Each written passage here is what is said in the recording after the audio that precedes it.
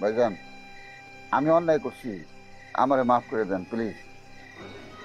বাহ, জুতা মেরে গরু দান করতে আসছেন?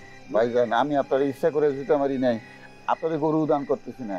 বিশ্বাস করেন, আমি যা করছি এইটা আমি মন থেকে করি নাই, আমার বউরে দেহানির লেগে করছি, বিশ্বাস করেন।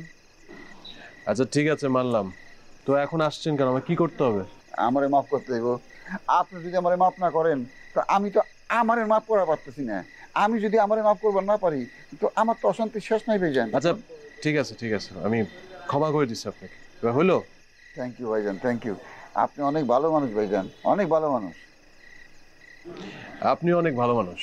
আমি কেমনি ভালো মানুষ ছিলাম? জানেন না? না। এই যে মানুষজন এত ভুল করে, এত অন্যায় করে, স্বীকার করে না। এই যে আপনি আসছেন, স্বীকার করছেন, তো আপনি কি ভালো মানুষ না? এই জন্য আপনি ভালো মানুষ। এটা সত্যি কথা কইছেন ভাইজান। আমি অন্যায় করি, লগে লগে মাপ চাই।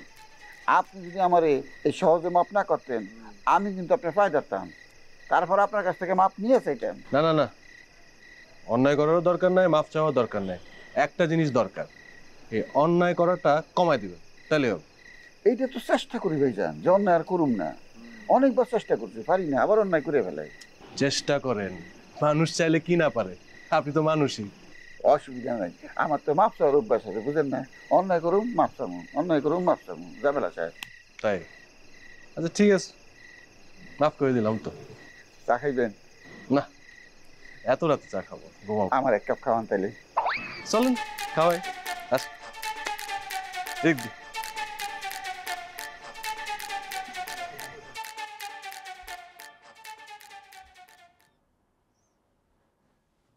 আমরা যে অনক ছেলেটার নামে পুলিশে কমপ্লেন করলাম, তোমার কি মনে হয় পুলিশ কি এতক্ষণ ওকে ধরার চেষ্টা করছে? চেষ্টা তো করা উচিত। উচিত শিক্ষা হবে, রংবাজি করার একটা উচিত শিক্ষা পাবে এবার। সে নিজের এলাকা ছেড়ে এখানে এসে রংবাজি করার জন্য একদম রিয়েলি একটা উচিত শিক্ষা পাবে। জানো, আমি না একেবারে চিন্তাও করিনি এরকম একটা জায়গায় এসে এই বাজে সিচুয়েশন ফেস করতে হবে। তুমি জাস্ট একটা দিন ওয়েট করো, তোমার সমস্ত চিন্তার চির অবসান করে দিচ্ছি। কিভাবে? দেখো না, আমি আগামীকাল ওই অর্ণবকে কি করি দেখো। শোনো, খুব বেশি বাড়াবাড়ি কিছু করার দরকার নেই। পুলিশকে তো আমরা বলেছি, পুলিশ যদি পারে পারবে, না পারলে দরকার নেই। শুধু শুধু কারোর সাথে শত্রুতা করে কোনো লাভ নেই। আচ্ছা ঠিক আছে, সেটা আমি ভালো বুঝবো। আচ্ছা ভালো কথা, কি? ওই আগামীকাল আমরা কিন্তু পাহাড় দেখতে যাব, ঠিক আছে?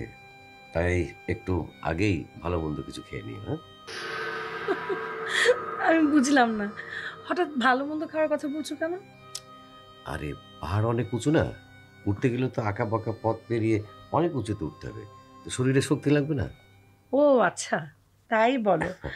আমি ভাবছিলাম আবার শেষ খাওয়া খেয়ে নিতে বলছো কি না, এরপর হয়তো আমাকে মেরে ফেলবে। দেখো আনিকা, তোমার এই সমস্ত দুষ্টুমি আমাকে কিন্তু ভীষণ কষ্ট দেয়।